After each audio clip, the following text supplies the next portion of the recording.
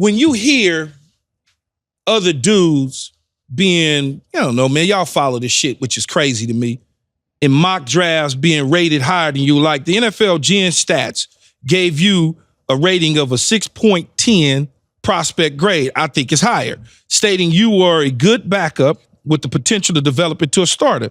When you hear that, how much does that drive you to prove people wrong?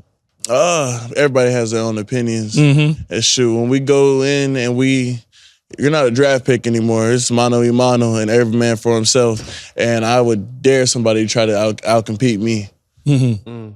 So how much has Dad helped you prepare for the NFL and the draft process and all the things that you're getting ready to go through?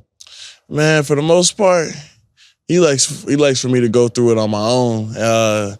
He wants me to get my own perspective, my own assumptions, all that type of stuff. He wants me to learn what it takes, and what it takes is what it takes, honestly.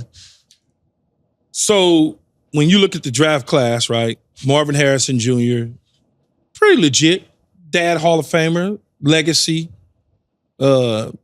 neighbors at LSU, and a Duze from Washington. When you look at them three, I'm just talking about them three receivers. Because you were pretty productive. I mean, it wasn't like they put an emphasis in the air raid to get you the football. Literally. I mean, like, it wasn't like, oh, you the guy.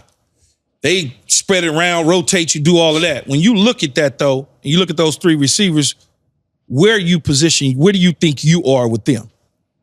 I think I have similar traits with all of them.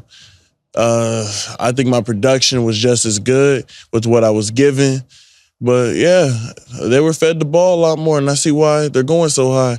But shoot, like I said, as soon as we hit that turf and we going into the league, it's every man for himself. What's your best attribute? Physicality. So you got to be physical in the NFL. You can't be a pretty boy. Hey, they soft nowadays. I know you got the with some hazel eyes and all that. You got the pretty eyes. Can't be that way. You was just messing with your hair just a second ago. No, because my hair, I had to make sure it was right before I went on camera. You talk about pretty and doing all those things. My producers got some outfits they want to show. I guess you're supposed to be this big fashion dude or whatnot coming into the games. So I don't know. I mean, talk to me. What we wearing there? Man, so we got the Louis Vuitton shoes, the Louis Vuitton hoodie, got the Louis Vuitton duffel bag, got a chain showing a little bit chest, you feel me? That's something Keyshawn Johnson would do back in this day. I know. Back in this day. No, Let's take a look at it. Let's take a look, Dad. We got your draft day outfit back in 1996. Brenden, what do you think about this? Oh, hell. You not rocking with that? No, I'm not liking that. What you? I'm sorry, big dog. So wait, you was the #1 overall pick wearing Nats?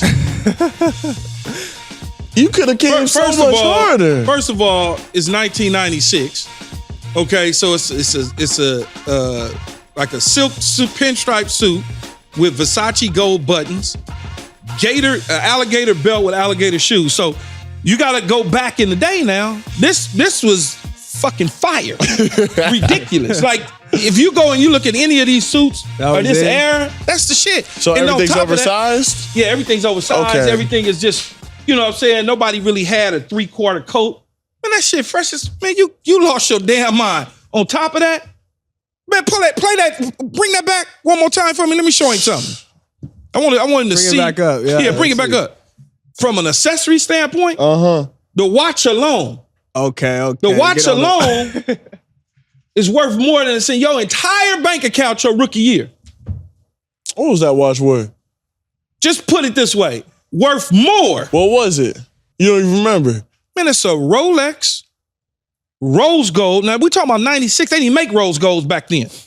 Rose gold, you couldn't see. It was so fucking iced out that if I dropped it in water, it would freeze it. See, I don't ice out my watches. No. But back then, that's what you did? That's what everybody did. That's a waste of money. Yeah, that's what everybody did, though. Can you imagine? You talking about wasting money? Man, I'm from South Central Los Angeles. I starved to death to play football. I ain't grow up with no money. The moment I got my first check, I'm buying something. What was the first NFL purchase? The first NFL purchase? Yeah, when you got that check, that bonus. What car? No, I already had a whip though. I had a Porsche before I got there. I bought the 911 when I was in college. Yeah, straight USC stuff. No. I was finishing school and I bought the Porsche. I'm trying to think. Yeah, I bought the Porsche. Was my first purchase, but I was just going into it was a summer. But prior to that, I got the Adidas check right after the Rose Bowl because I signed with Adidas right after the Rose Bowl. And I bought your mom a 535 BMW. And I bought my mother a Volvo because I still had my Honda. I didn't even buy a car. Yeah, those were my purchases, but not for my NFL check. That was a purchase for my shoe contract. Brenden, you got a first purchase you're thinking of? A house. Just about that. Invest in some real estate. Yeah, that's smart. Once I got one, and so then I bought my mom her crib leading up into the draft because she had to build it. I had to put the money down, all that sort of stuff. So really, the first real big purchase was the crib. That was off the rip. I can't believe he tried to smash on my suit.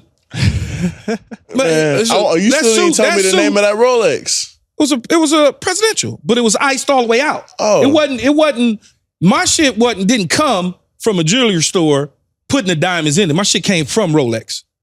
It was made from Rolex. My diamonds are original Rolex diamonds, not some shit you get from downtown jewelry store. Oh, that's crazy. Ain't none of that. No, it was way different. Yeah, it came from Geneva. It was real. We absolutely hope you enjoyed this video. If you want more from us, hit that subscribe button for all videos, full episodes, and exclusive content from the show. And don't forget to find All Facts, No Breaks on Apple, Spotify, or wherever you get your podcasts.